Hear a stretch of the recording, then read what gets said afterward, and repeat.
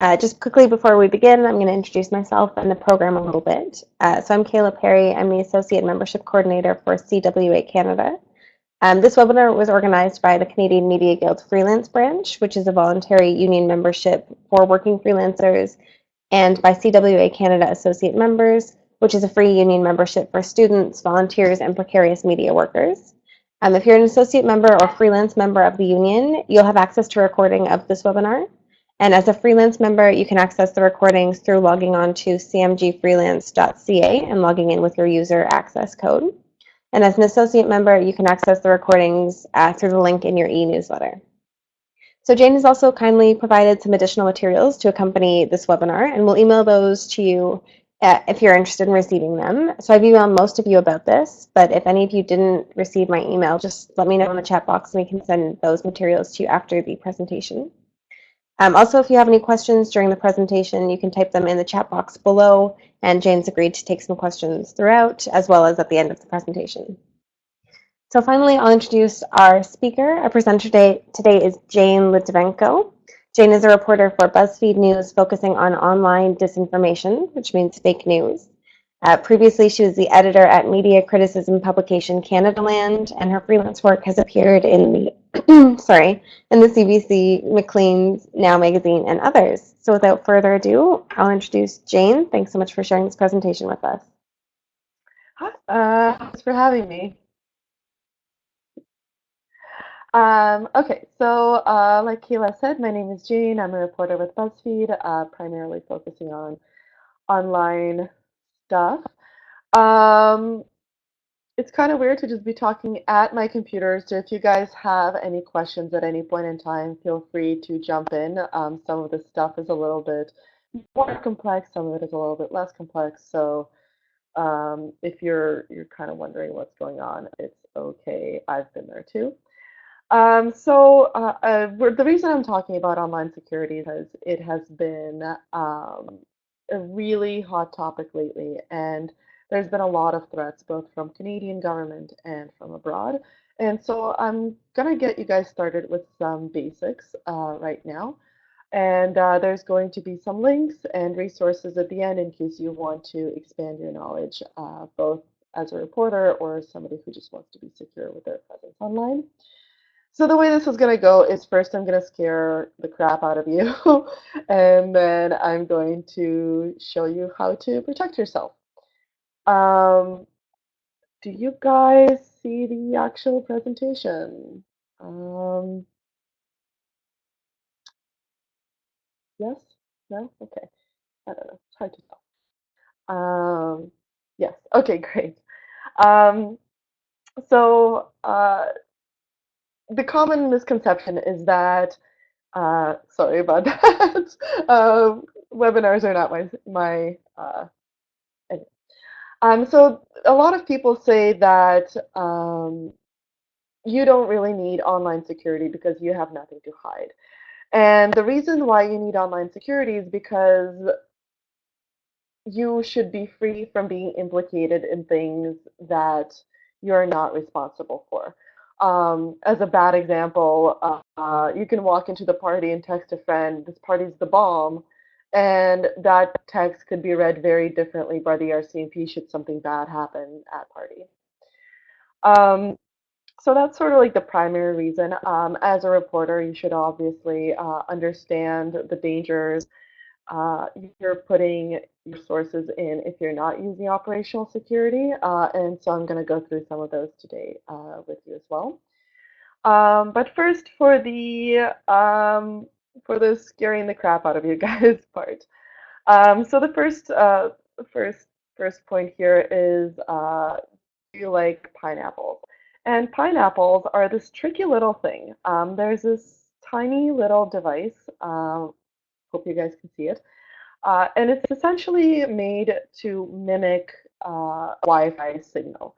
So what does this mean? This means if you're at a hotel or at Starbucks and your computer automatically connects to a Wi-Fi network, um, that may not necessarily be the real Wi-Fi network provided by that hotel or by that Starbucks. What it could mean instead is that network was created by a pineapple. It's this really easy to use $60 thing that pretty much anybody can get on the internet. And what happens when your computer connects to a Wi-Fi network created by a pineapple is the end user, is able to see everything on screen um, that you're typing. So, for example, if you're logging into your banking and you type out your password, they're able to see that. If you are logging into your email and you type out your password, they're able to see that.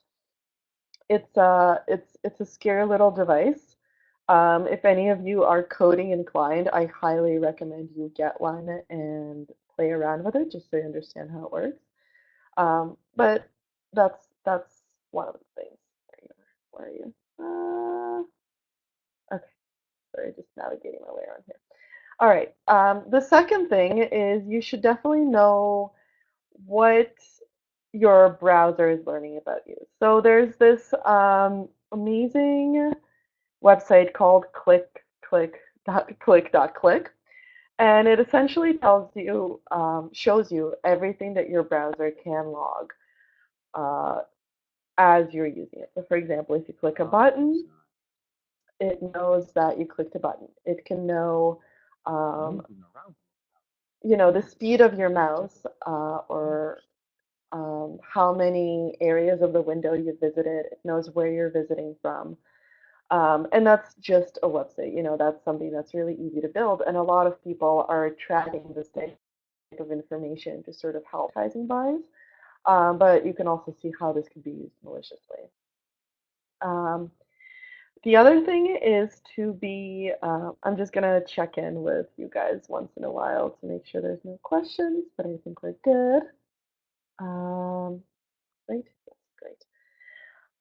So the next thing that I wanted to show you guys is the way Google tracks your information. So if you ever use Google Maps and you have location services turned on, you can probably go to this website and it will show you all of the places where you've been. The scary part of this is, say I wanted to look up where I was on Valentine's Day last year is my favorite one. Uh, oh, I guess I didn't leave my home Valentine's Day last. Uh, one, one moment.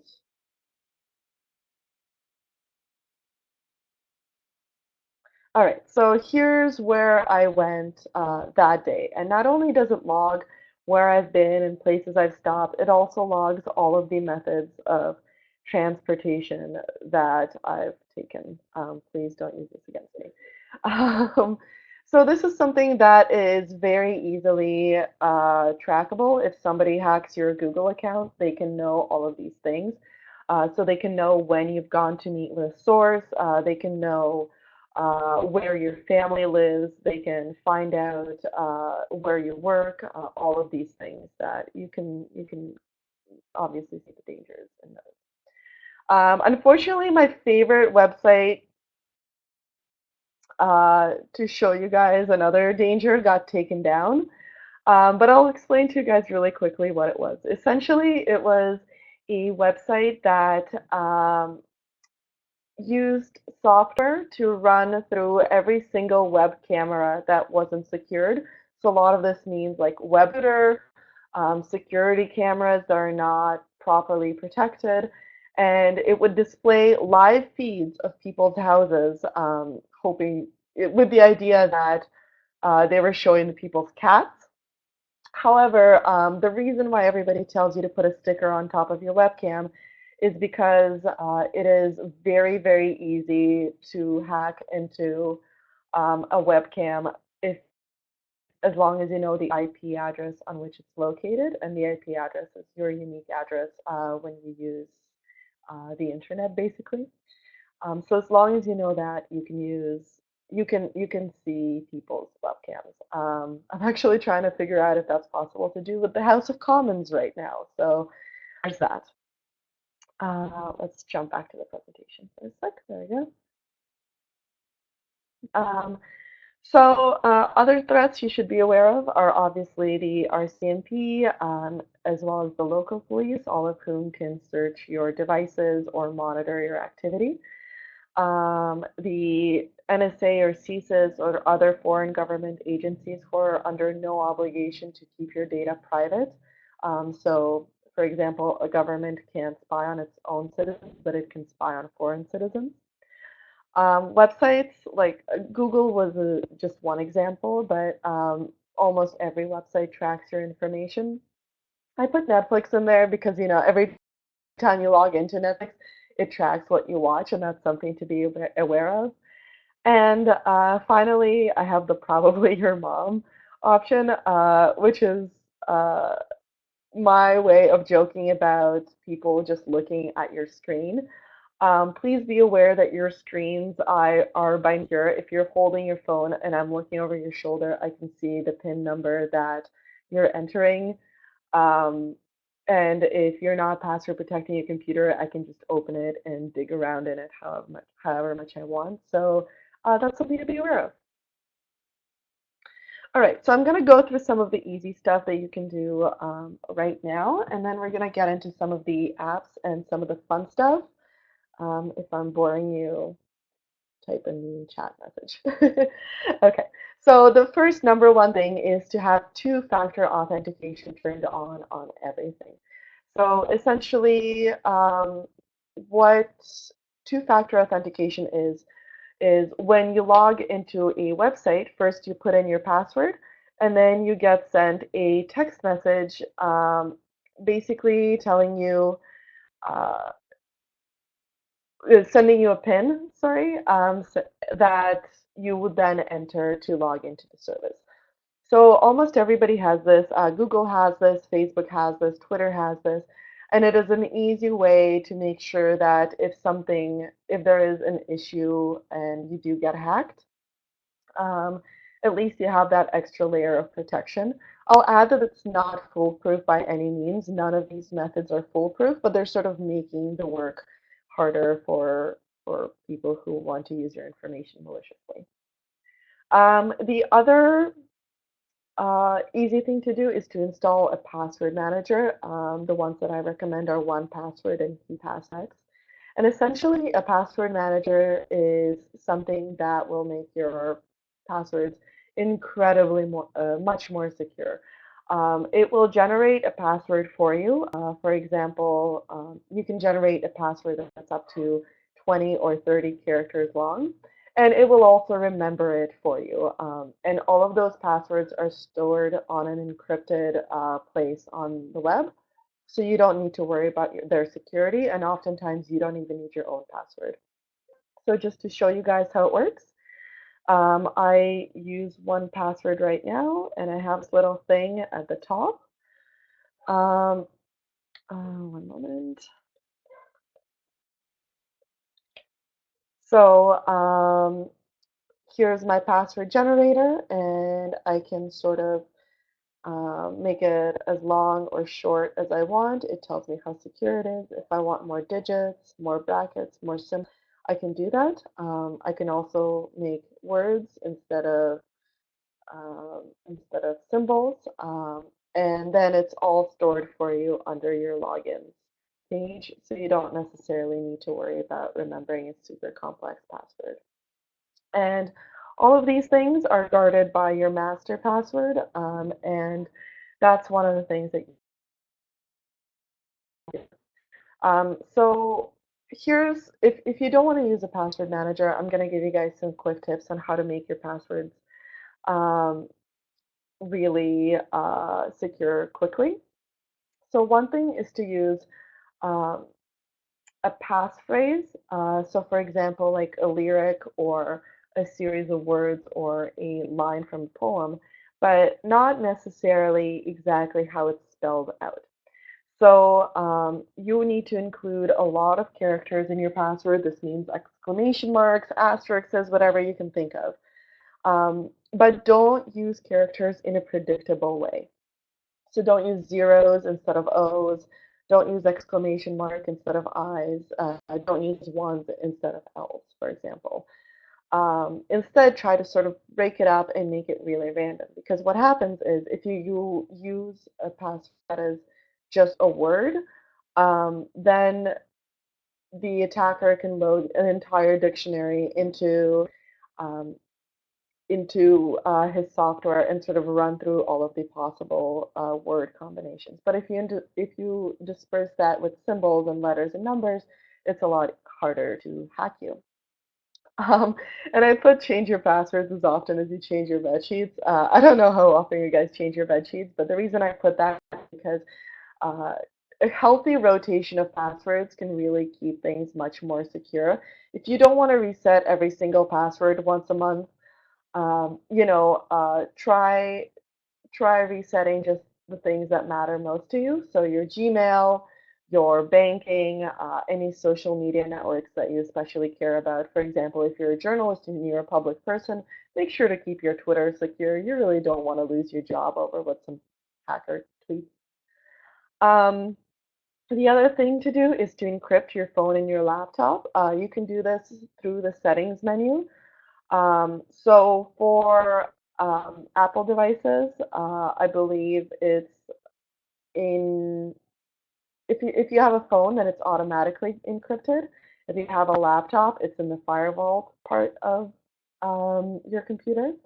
Um, if you have an Android phone, you do have to do it manually. It is not automatically encrypted, and that's also in your settings. And finally, set passwords on your computer and on your phone. Do not give fingerprint IDs. Don't scan your irises, which is, I think, the new thing that Samsung is doing. Don't do facial recognition. And the reason for that is you don't know how well the companies are going to protect this data. However, this data is very unique to you. So if you get into trouble of any kind, you don't necessarily have the guarantee that Samsung or Apple won't hand over your information to authorities if they need it. If you're covering something sensitive or if you're going to a protest, leave your phone at home. The CBC recently broke a story on the IMSI catchers, which is essentially, I hope I got the acronym right, but essentially what they are is um, they are devices that can be used to track where a specific cell phone is located. These things are used in protests all the time, but you can also see how this could put sources in danger. So for example, if you're going to meet a source at a park somewhere and you bring your phone with you, it's possible that if you're being surveilled by the police, they will know where you are and where you're meeting. Like I mentioned, put tape over your laptop camera. I use a little Band-Aid. Band-Aids work. And remember what you're giving away on your websites. If you're giving away your address, you better be comfortable with um, having your address exposed if that website is hacked. If you're putting in your credit card, same thing. The types of things you use for authentication, so you know your mother's maiden name and the year you were born in, definitely keep those to yourself as much as possible, especially if you're not sure of the security of the website. Don't use default browsers. It's 2017, people. Just don't use Internet Explorer. Don't use Safari. I use Chrome. Firefox is great too. Opera is a good browser. Um, the final thing is to use a VPN, and I'm going to explain this really quickly. So essentially, a VPN is a service that allows you to appear as if you're locating in a different place than you actually are. So most often this is used for illegally streaming Netflix, as we all know, but there's a lot of really great ways to use it to protect yourself. I have some suggestions for good VPNs a little bit later. Um, but essentially what it does is it protects your traffic from your internet service provider. So for example, if you've ever gotten that really annoying email from your internet service provider about like, you're watching Game of Thrones illegally, please stop. Um, that means that they know exactly what you're doing on the internet. A VPN can help prevent that. I added the email safety stuff because, um, if U.S. lawmakers can get their email hacked, so can us regular people. Um, so two-factor authentication always, every single time. Don't click on or open suspicious email, delete or report them as spam instead. And this means like if you were signed up for like advertisements or flyers that, or if you get them and you've never signed up for them, don't even open them. Just delete them and put them straight in the trash. Never enter your password or financial information into a form you got through an email or is linked through an email. So, for example, if somebody tells you to reset your password, just go physically to that server and reset your password unless you've been expecting the email that you just got. And if you do get a suspicious email asking you to change your password, yeah, like I said, just change it manually, not through the email, um, unless you've been expecting that link, unless you hit the little like reset your password here thing. Don't download files from unknown senders, including things like press releases, flyers, and sensitive documents. The good litmus test that I use is if I can open it in the little Google preview using Gmail, then I can just read it there. That's safe. But if you actually download it on your computer, it could be pretty irreversible in terms of malware and dangers. Um, if if your source is, um, if you're getting a suspicious email, but you think that it might be a source, I would definitely just email that person back and be like, can you send this to me in a different way? And if you guys are interested about file security specifically, there are some more advanced things that you can do that are going to be available uh, after this. And Peter just asked whether the graphics are going to be available after the webinar. I'm going to tweet this presentation out and I'll give you my Twitter at the end. And I'm going to send it to Kayla as well, and Kayla's going to send it out. Okay.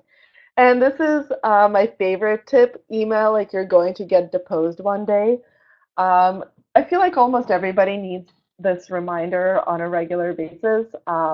If you do end up in court, your email can be read out as evidence. This is a really important thing to know. So if you're calling somebody an asshole and then you're writing a story about them, they have a case against you. Um, the other thing, of course, is previously when I worked the editor of Canadaland, I know that employers search their employees for signs of who they spoke with. And this has definitely happened to some of my sources. And that's something that you really need to keep in mind, both when contacting your sources and when handling your own email. If you're using an email provided to you by an employer, it is probably being monitored. Um, and this little tip, final little tip that I use is actually a really great story generating tip. Um, Essentially, use Gmail, the periods in your, um, if you use Gmail, then the periods in your email don't matter. Um, So, for example, if I want to know who's selling my information, say I'm investigating a sketchy petition website, and I want to know if they're selling my information after I sign up for the email. So I would be like, hey, sketchypetitionsite.com, here's my email. Except instead of giving my usual email, janelytv@gmail.com, I'll give them jane.nelytv@gmail.com. And that way, whenever I get email addressed to that email with the misplaced dot, I know that my information has been sold elsewhere. So that's a really great way of telling who's sending you spam, who's misusing your personal information, and it could lead to some interesting stories. And Matthew is right. You leave the domain name as is. It's only the first part that works. That trick works for. Um, And JM Porup mentioned Signal and PGP, and I'll get to ways to secure your email. All right, I also just added a quick note on border security because it's been in the news a lot recently. There's really no foolproof or perfect way to securely cross the border. So these are going to be just some ideas. Uh, I have not yet personally had trouble at the border, but I know some other people who have, so I hope this works. So one idea is to get a burner phone. What this means is a phone that you will use exclusively for traveling. If you do get a burner phone, don't sign into your email, don't sign into your social media accounts, don't import any of your text messages. Try to keep it as clean as possible. Another idea is to completely wipe your phone, but first back it up on your computer. So, for example, if you have an iPhone, or this is possible with an Android as well, you can just create a full backup of your phone on your computer, and then you go to settings and you click factory reset of my phone, and then it will none of the information will be on it anymore. So that will obviously prevent snooping. Um, which, by the way, border agents do 100% have a chance to do a warrantless search of your electronics. So, unfortunately, you don't really have any rights in that department. Um, Again, make sure that your phone is encrypted, everything is password protected and turned off. This will just help sort of create some barriers for people who might want to search your electronics. Um, don't bring your laptop unless you're comfortable with getting it searched, or alternatively transfer sensitive files elsewhere and delete them from your laptop. I'm actually going to show you guys a little bit later how to hide files on your laptop, but it's again not a foolproof way. Make sure you're logged out of everything on all your devices, email, social media, sensitive contacts are deleted, sensitive messages are erased, recordings or photos that might give you away, make sure that's all wiped. Um, and the other thing is never lie. You should treat your interaction with any border agent as interaction with police officer, which means you could possibly be incriminated for what you say. So be careful with what you say. Never lie. And know the phone numbers of embassies. Let your employers know you're traveling. Let your friends know where you're going. Just to make sure that, for example, if you're pulling up to the border and you text a friend, hey, I'm at the border, can you check in with me in another half an hour to make sure I'm okay? At least you will have people looking out for your safety. That's an important. Okay, now on to the fun part. Hopefully I scared enough of you into upping your security. Okay. All right. So these are some really quick things you can add to your Chrome or Firefox. uBlock Origin is how it appears in the stores. Is a really great app to block ads on the internet.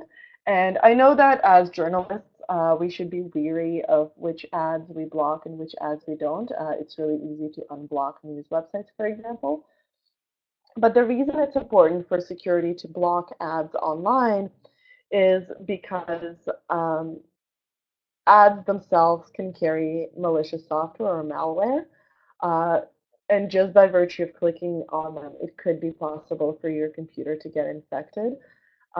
And most of the time, websites don't know what advertisements they carry. So I could go on, let's use CBC as an example. If CBC is using a third-party ad agency, and they don't necessarily know all of the ads that appear on their website, it's possible that one of those ads could carry malware. Um, the other great extension is HTTPS everywhere. I'm just going to really quickly explain the difference to you guys between HTTP and HTTPS. And that's the little thing here that I don't know if you guys can see. Oh, you can't see my mouse. Right, so that's essentially what every website starts with. HTTP doesn't mean secure. HTTPS means secure. Um, HTTPS basically encrypts all of the actions that you take on a web page.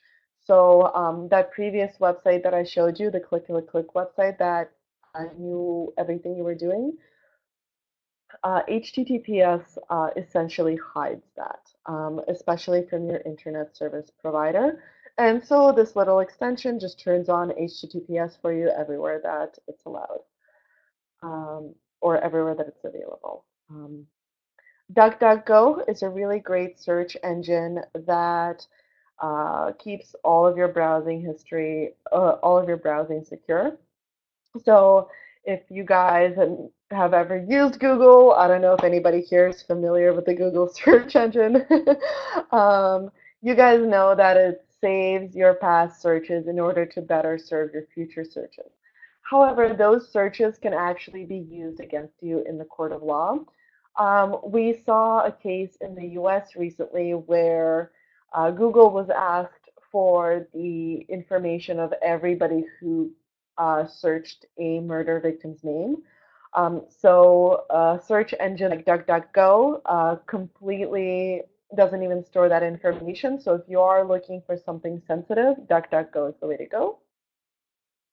And finally, I'm going to recommend you guys install this little app called Mailvelope. Um, here, oh God, this is and I'm going to explain to you guys what it is and how to use it in a bit. All right. Oh, I really like this GIF. I'm going to switch to, okay. Put a lot of thoughts into my GIFs, guys. All right. So secure browsing and downloading. There's no such thing as secure downloading. If you've downloaded something, it's already on your computer. So think twice before downloading movies, for example. If you are doing secure browsing, I would recommend you guys use Tor browser, and I'm going to show you why. So if you guys have ever looked at the incognito mode on your uh, Chrome or Firefox or what have you, you'll see that it's actually not entirely private. The second paragraph here says you aren't invisible. Going incognito doesn't hide your browsing from your employer, your internet service provider, or the websites you visit. All it does is it doesn't log um, the information that you're looking at. So instead, I would recommend you guys use a browser like Tor, and I'm going to show it to you guys real quick. So essentially what it does, we talked about a VPN. Tor is a browser that has VPN built into it. So, say I want to log into Facebook.com, as a bad example, um, from Canada. So when I click go to Facebook.com, my traffic could go through Indonesia, then Russia, then the US, then I don't know, the Philippines, and then land at Facebook.com. So that basically makes your actions untraceable. Um, Tor also has different ways you can adjust security settings. So you can go from low, which is all the browser features are enabled, to all the way to high, which disables JavaScript and makes everything really super duper secure. That's a scientific term, guys.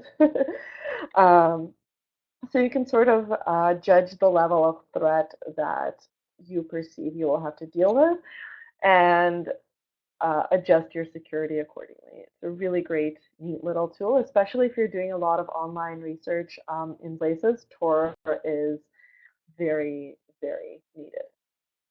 Um, the VPNs that I've talked about, the ones that I like are TunnelBear and Private Internet Access. I personally use one called Viper VPN. That's what BuzzFeed recommends, but it's really expensive and it's like an enterprise level one. So what makes a good VPN a good VPN and a bad VPN a bad VPN? It's all in the logs.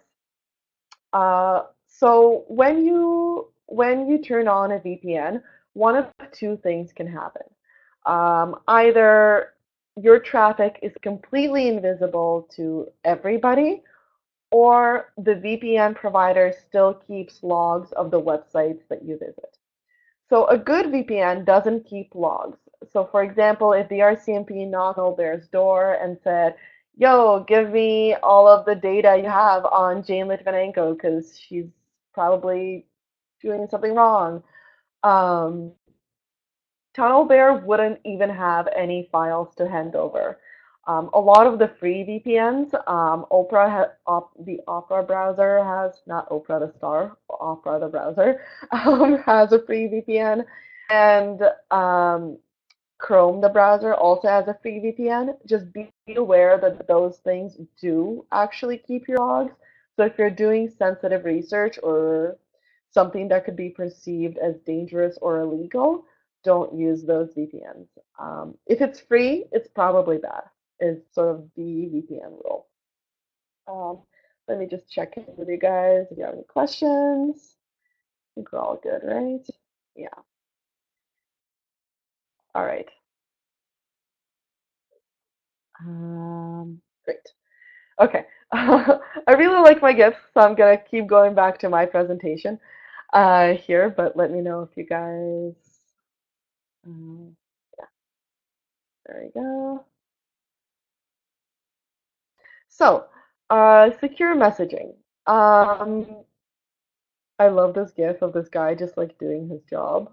Like, screw you, I'm gonna break through all of your security and deliver some flyers. It's not even mail, it's flyers. Anyway, so here's some of the apps that you can use um, to securely speak with your sources.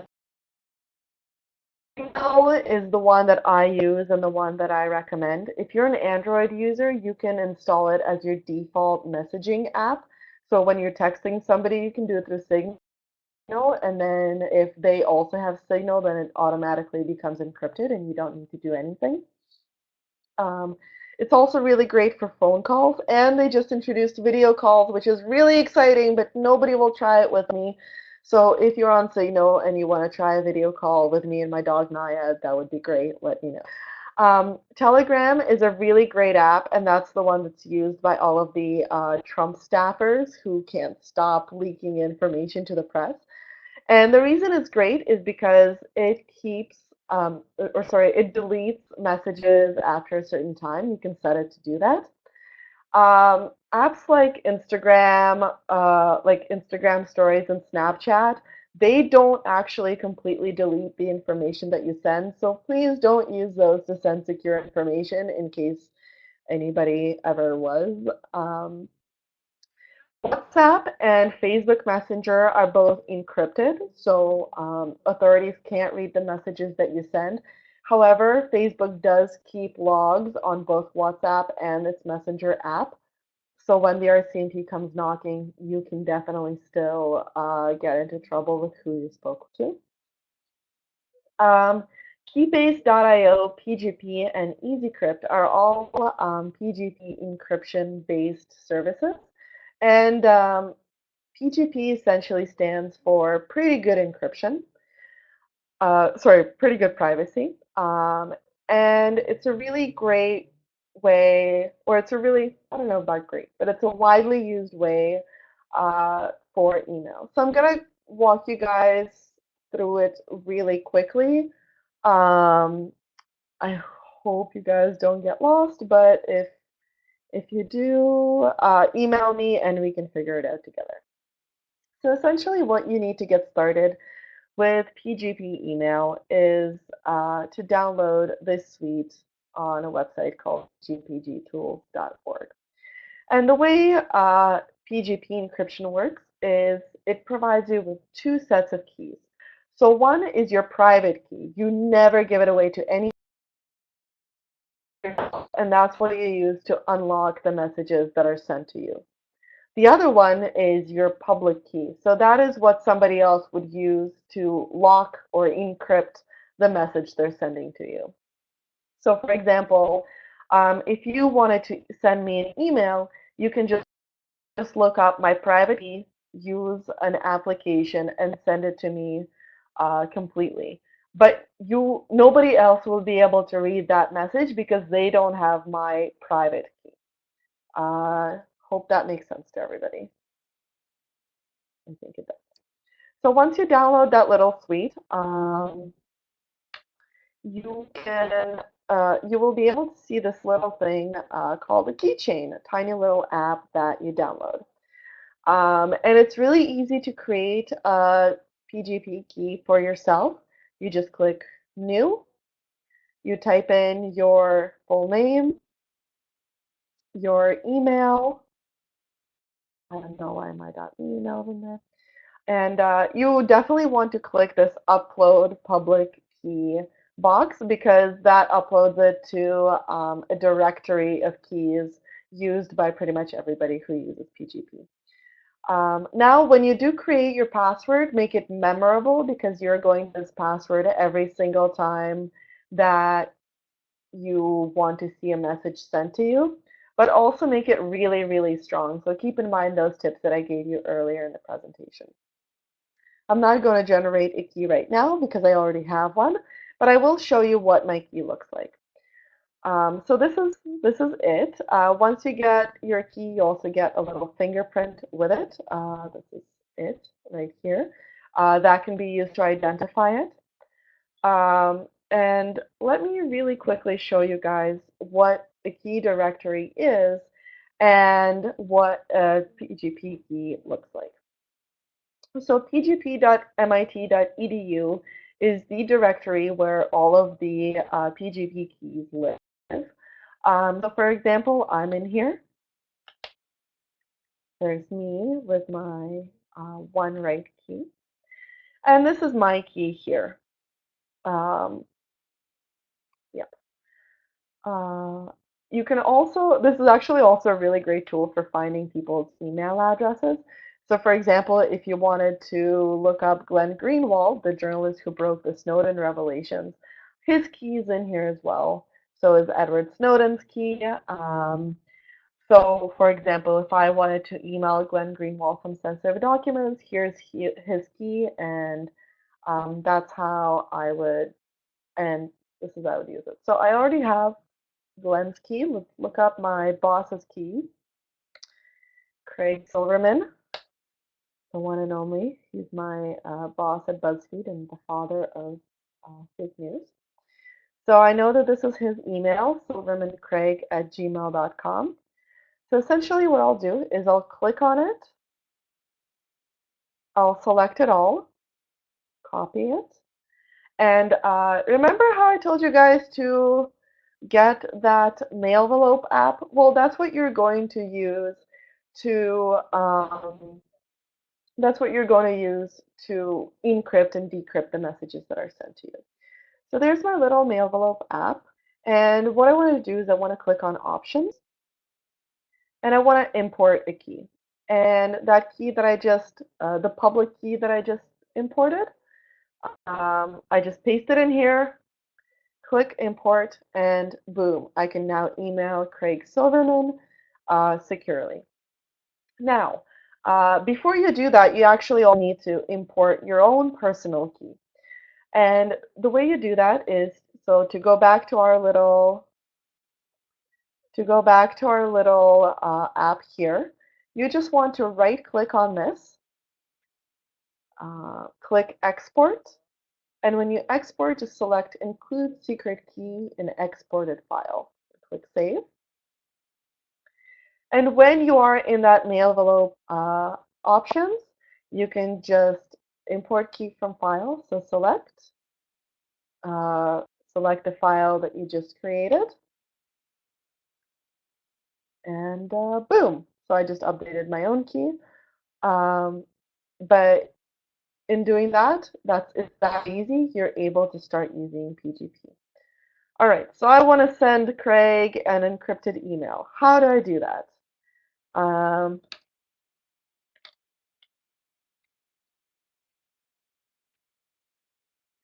Say this is what I want to send him, right? Um, if I send an email like this, then anybody who opens it, the end message, they will be able to see what I sent him. But with PGP, oh, sorry, I lost it. Let me refresh the page here real quick.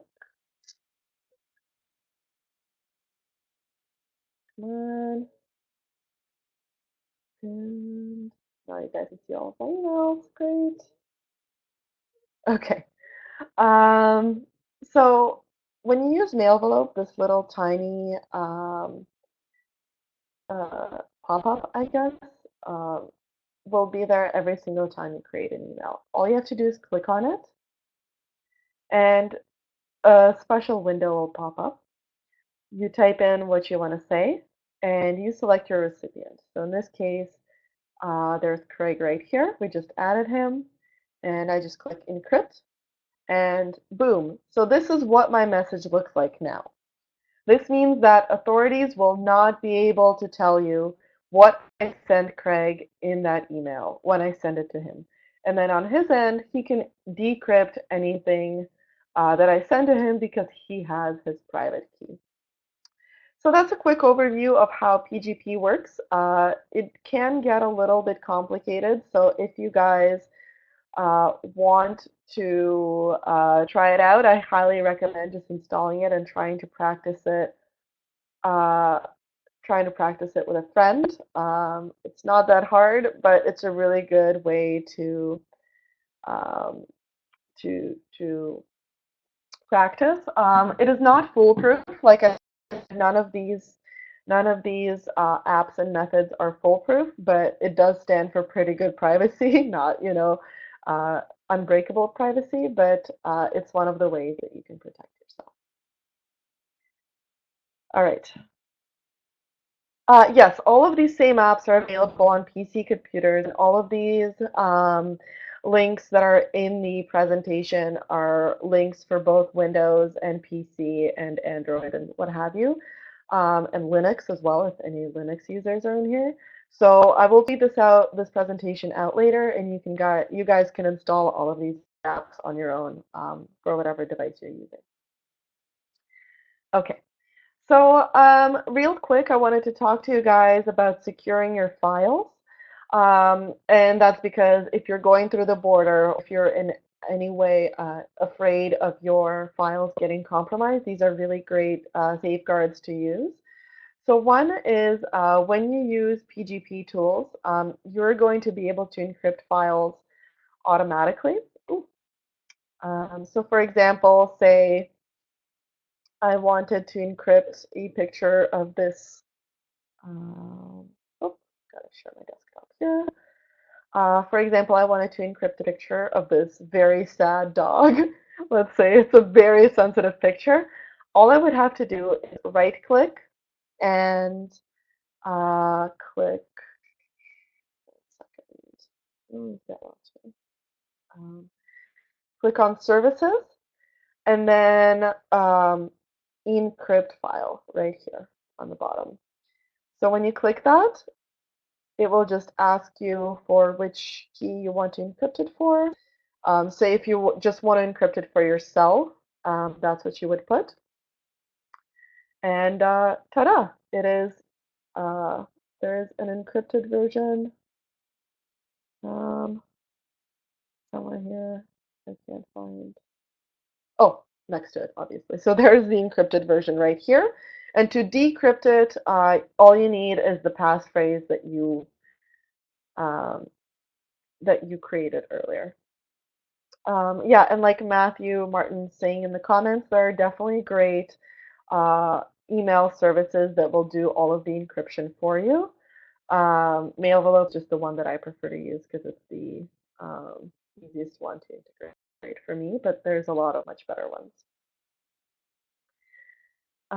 Okay, another good way to encrypt files is just built-in um, safeguards. So for example, if it's a PDF, you can put a password on it. And then I included this guide on hiding files specifically. So say you don't want a file to appear on your desktop. For example, somebody leaked a stack of documents about border security to me, and I'm going through the border and I don't want people to find it. So how would I hide files? I'm going to show you guys how to do it on Windows. It is a little bit more complicated. Oh, sorry, I'm on Mac, so I'm going to show you guys how to do it on Mac. It is a little bit more complicated on Windows, but it is all in that tutorial if you guys want to learn more. So let me just switch to desktop here. All right. So say I want to, where's our proverbial, not proverbial, just sad. There's our sad dog here. Let's say that I wanted to hide this file. So on Mac, it's actually really easy. So you open up your terminal, and I promise you, if you only do this, then nothing bad will happen. And you type in CF flags hidden. Um, After that, you just take the file that you need, you drag it and drop it into the terminal so that the computer knows the path we're looking at here, and you hit enter. Ta-da! As you can see, that file has now completely disappeared from my desktop. And of course, you can do this with any other place on your computer. And in order to bring it back, ch flags, no hidden, and just press the word up or the arrow up, and it will. Well, actually, you can just type out the same the same path to the file that you just hid. Dash. Let's see. 510956754.jpg, and you hit enter, and there's my dog back right there. There he is, really sad. So of course you need to be able to know this specific file path in order to reveal it again. But there's ways to get around it if you've forgotten it or if you forgot to write it down. There's ways to reveal those files. So if you just click clear,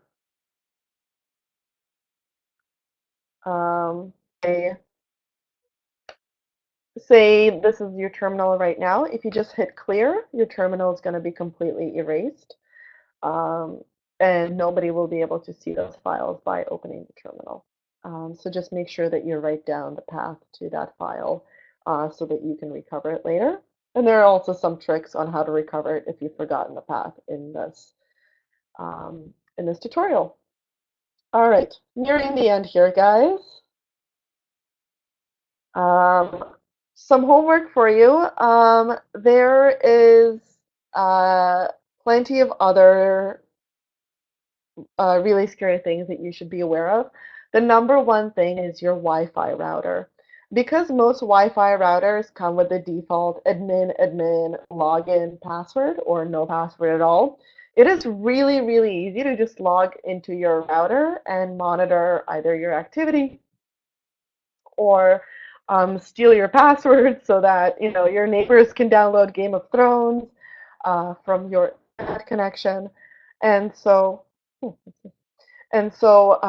it's really easy to make your router a lot more secure. And there's the tutorial there. I've also didn't know I could write on this, guys. Didn't know this entire time. Look at this. So cool. All right. Sorry. So I've included some tutorials in here as well from the Intercept the Atlantic and some startup guides for you guys if you want to dig into this more. My one last favorite GIF also on why you should not use fingerprint security, which is this hedgehog opening an iPhone with his paw. It's adorable. Oh, it's so cute. Okay. And that's pretty much just sort of nuts and bolts of it. If you guys want to get more in depth, if you want to practice any of these things, if after this tutorial you're installing something and it doesn't work, feel free to get in touch with me in any way. I'm going to tweet this presentation out 5 minutes after it's over so you guys still have it. And I'm going to ask Kayla to send it out, email it to everybody as well. It's a really good thing to keep on hand as well. And again, feel free to reach out. I'll be very impressed if you send me an encrypted email, and we'll probably be more likely to help you. So that's it. If you guys have any questions, just type them into the chat, and I'll try my best to answer them.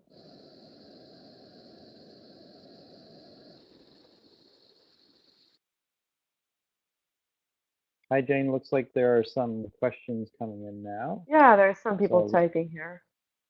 I'll leave you to it for a bit. I think LastPass was actually, I could be wrong about this, but I think it's one of the password managers that got recently hacked. KeePass X is really the one everybody's flocking to right now. I've been told that it has the best security. In terms of security, iPhone is better for built-in security.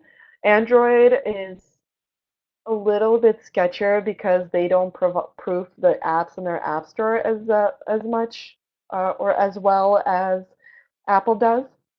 So, for example, it's a lot easier to download an app that has malicious software on it on Android than it is on iPhone. But you can activate pretty much very similar security features on Android as on iPhone.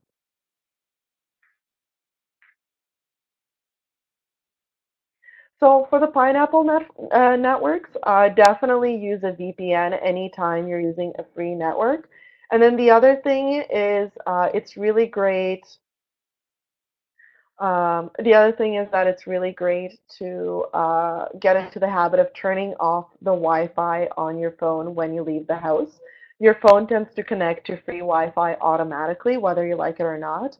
If you're Toronto-based, I know that our transit system monitors all of your messages.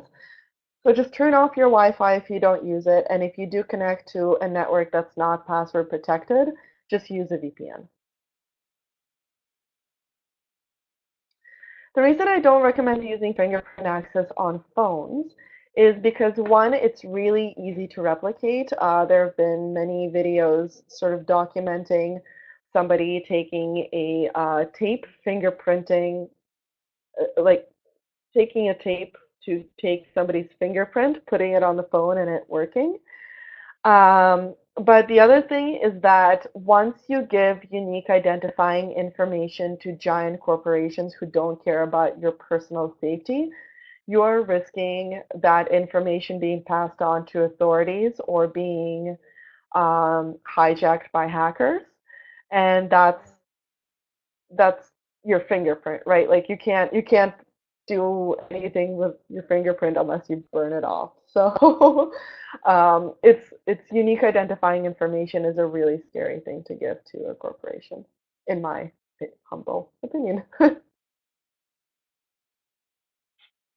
right, anybody else? We're all good here? All I right, well, think we thank you got it. so much for tuning in, guys. It's been a little weird talking to myself, but thank you for your questions and for listening, and I'm more than happy to help you if you need it.